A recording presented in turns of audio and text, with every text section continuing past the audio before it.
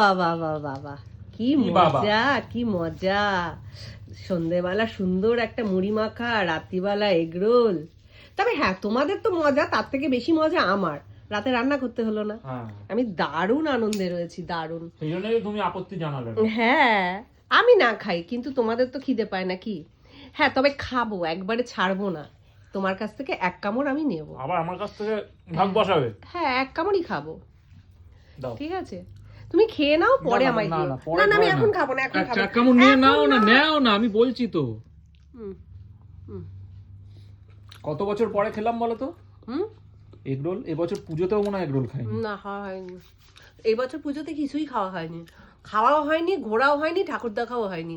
এবছর পুজোটা যে কিভাবে কেটে গেছে ভগবানই জানে, একমাত্র মা দুর্গাই জানে। তা যাই হোক, অনেকদিন বাদে, না মাঝখানে আরেকদিন বোধহয় এগরোল আনা হয়েছিল, আমি খেয়েছিলাম। না না, সেদিন আমার মা খেয়েছিল। ও আচ্ছা আচ্ছা, আমরা খাইনি। আমি আর ছেলে বিরিয়ানি এনে খেলাম না। হ্যাঁ, আর আমি আমি ভাত ছিলে, কটা ভাত খেলে। না একবার না, একবার নিতে নেই তোমাদের ভাষায়। আমার পেট পুরো টুপ্পুস। তা আজকে অনেক তাড়াতাড়ি হয়ে গেল বলো, 10টা 15। তা যাই হোক বন্ধুরা, আমি তো বেশ করে জল খাবো, একদম জলের বোতল রেডি। জল খেয়ে আজকে তাড়াতাড়ি শুয়ে পড়বো, আর ভালো লাগছে না।